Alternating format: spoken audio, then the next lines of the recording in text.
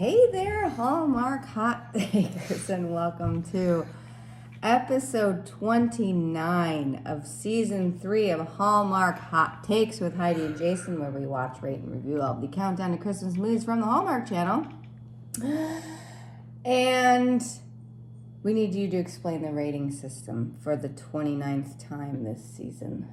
This is the 1230 edition of this rating system, which is the candy cane based rating system, where we have the opportunity to award a movie half to 5 candy canes each. You add the scores together to get a possible 10 candy canes.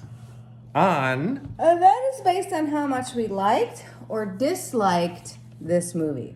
So, tonight's offering is Holiday Heritage, starring Brooks Darnell, Lyndie Greenwood, and Holly Robinson Peete. Big fans of Holly Robinson Peete on Hallmark Hot Takes. she's great.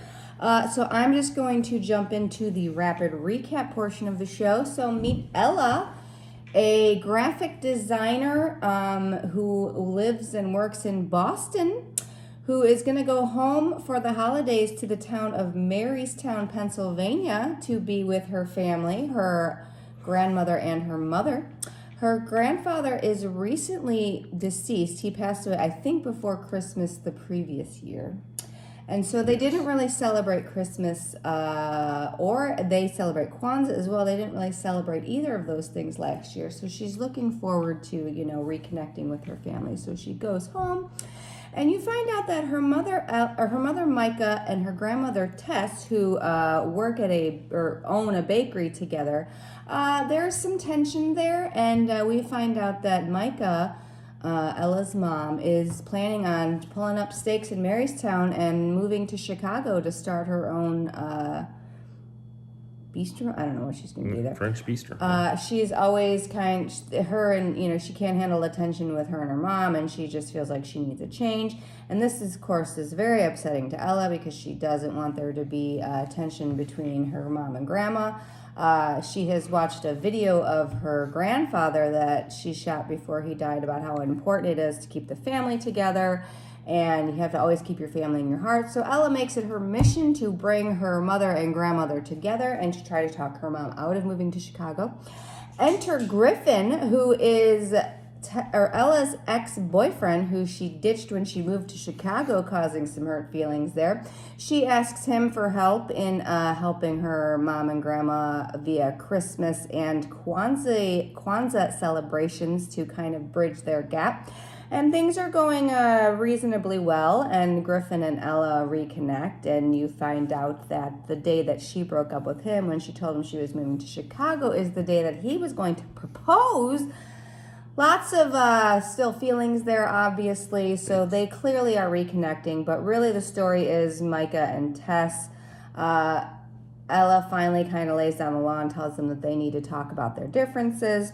But that is before Micah just drops the truth at one of the Kwanza celebrations that she's moving, and this really upsets Tess. But finally they talk about it, and they realize Tess says she wants Micah to follow her dream, and Micah says she loves her mom and she never wants to leave her, but she just needs a change, and they make up and they celebrate the West of Kwanza. And then Ella decides that she doesn't want to go back to Boston. She wants to stay in Marystown, and she wants to be with Griffin. So she finds him and she tells him that, and they kiss, and then they have lots of celebrating. There's lots of celebrating in this movie. And they celebrate the last night of Kwanzaa, and everybody's happy, and that is Holiday Heritage. That's great. Great stuff. Great stuff. Let's review this. Let's do it. Hi. Ready for a review part? Yes, I am. Are you ready? Likes or dislikes? Likes and dislikes. This is how we do this. This is the only fair way to get to a fair rating. Yeah. What would you like to start with? I'll do this dislikes first. Oh, that's a good thing. She has a lot of coats in this movie. She's always wearing a different coat. I'm like, I don't know. Is that dislike? Is it a jealous? Are you jealous? I might be. But they were cute coats, but I felt like she had a lot of coats. Yeah. there was a lot of stubbornness in Yeah. this movie. A lot of which was stubbornness. a little bit frustrating because you just wanted them to be like, just friggin' talk it out. Yeah. And I get why they didn't, but it was a little bit frustrating. And to that end, Micah at the beginning of the movie says that she's going to tell Tess that she's leaving before Ella even gets there. And Ella says, no, please don't do it before I get there because, I want to be there. So then she delays telling her, but so long.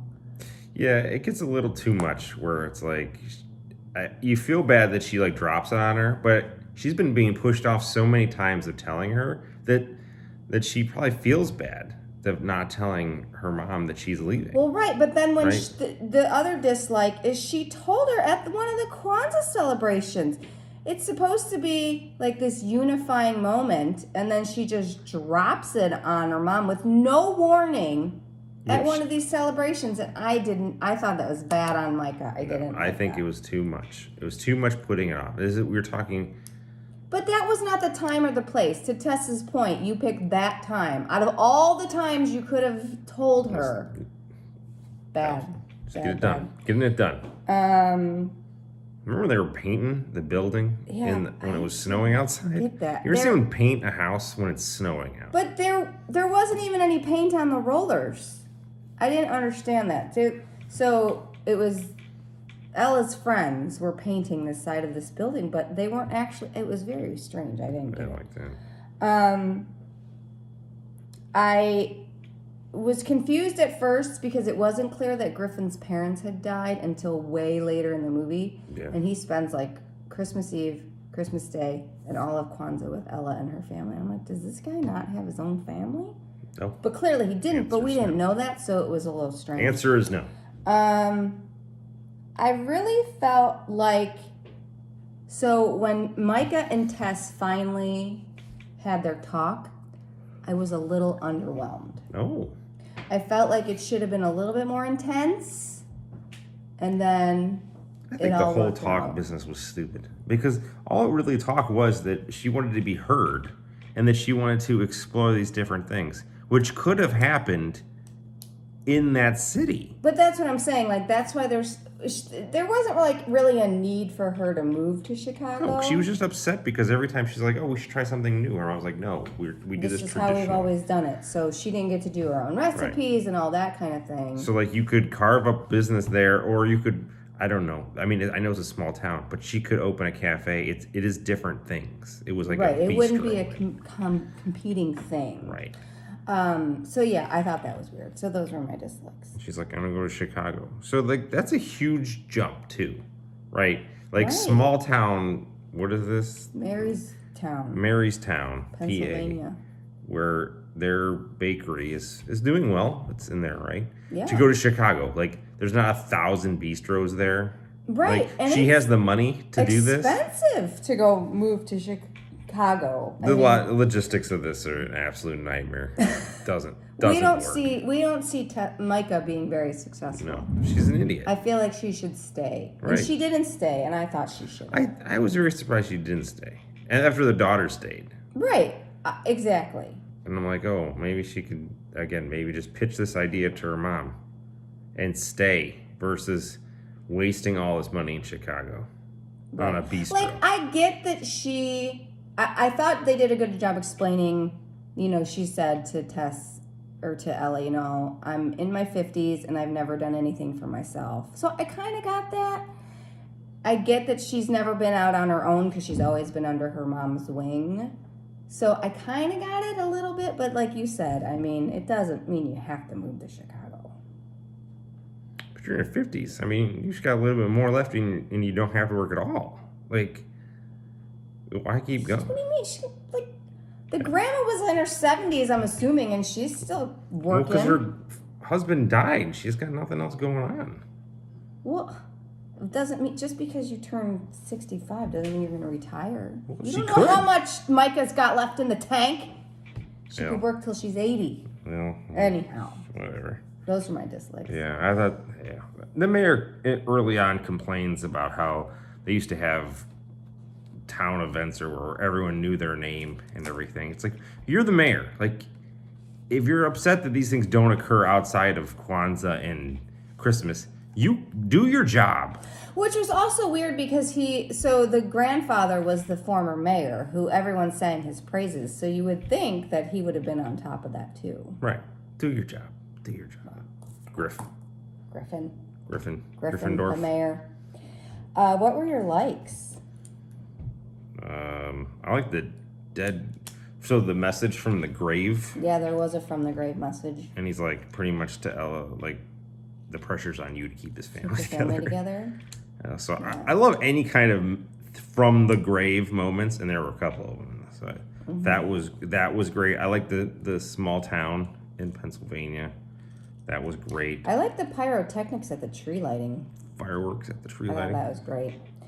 I like how Griffin quoted Grandpa Riley as saying he was really good at teaching without preaching. I thought that was a good line because can be a fine line. I thought overall the movie is very touching. It was about very, very strong family ties and like family conflict and trying to get over. And it wasn't. It wasn't really about the romance. It was really mostly about Micah and Tess and them airing it out. I like and that. her trying to fix it. I like that too. Like She's cute as a button. Cute as a button. She was great. I loved her. I like Tyler's, the place where they went to, and they got these really great looking milkshakes. I like the Kwanzaa aspect of this. I learned more about Kwanzaa in this movie. More about Kwanzaa. And I didn't know anything about it prior. Yeah, so that was great. That was great. I appreciated that. So the Strand sisters are like the rival bakery, I guess, in town. And so there's a scene where Griffin and Ella are trying to get Micah and Tess to agree to do the Kwanzaa cookies, and they're saying they might not have time.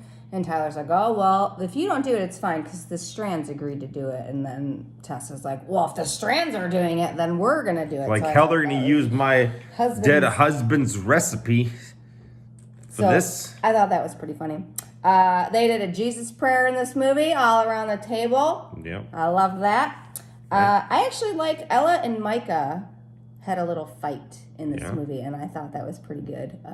Good tension about why are you leaving, and then why did you leave to Boston, and what's this, trying to air out. A lot of the comparisons between the mother and daughter and what was her name?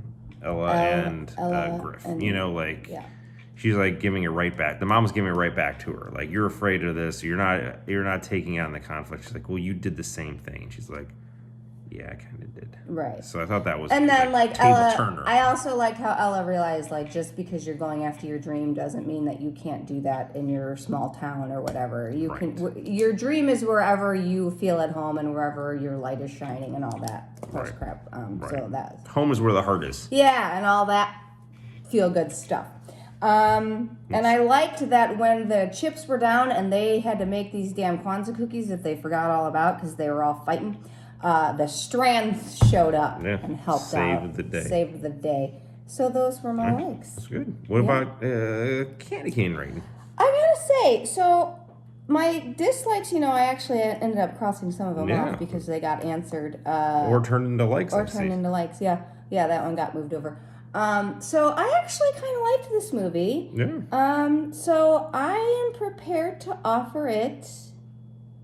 I'm gonna give it a 4 candy canes. Ooh, yeah, 4 candy canes. I liked it. I mean, I thought there was a little too much stubbornness, but I get it. It's It was a good story. I enjoyed the story. I enjoyed it. I think they had the right bit of romance. I was interested throughout. The thing they did with the romance that made it sellable is you could tell right off the bat that they still were in love with each other. So they didn't have to build up a romance. You just had to get to the point where they both realized it. So they could focus on the other part of it and still sell the romance. And there wasn't the big conflict that set them back. It was kind of like they built the romance back. Like, she's going back to Boston or whatever. They built it. The whole thing built the whole way through, and then they got back together. There wasn't they're built together, and then something bad happens. So I enjoyed that. 4 candy canes, you say? I did say I will also echo that. Wow, we are in sync tonight. That was good. I mean, we're really in sync. So that's It was a cute movie. What was? We'll give it an 8. Yeah. Yeah, I like this one. Good job, Holiday Heritage. Nice. 2 more left. Then there's gonna be a big old celebration. All right, let's do previews. Preview time. All right, so the next movie. Second last preview. The penultimate. This will be the penultimate episode of Hallmark Hot Takes of season 3.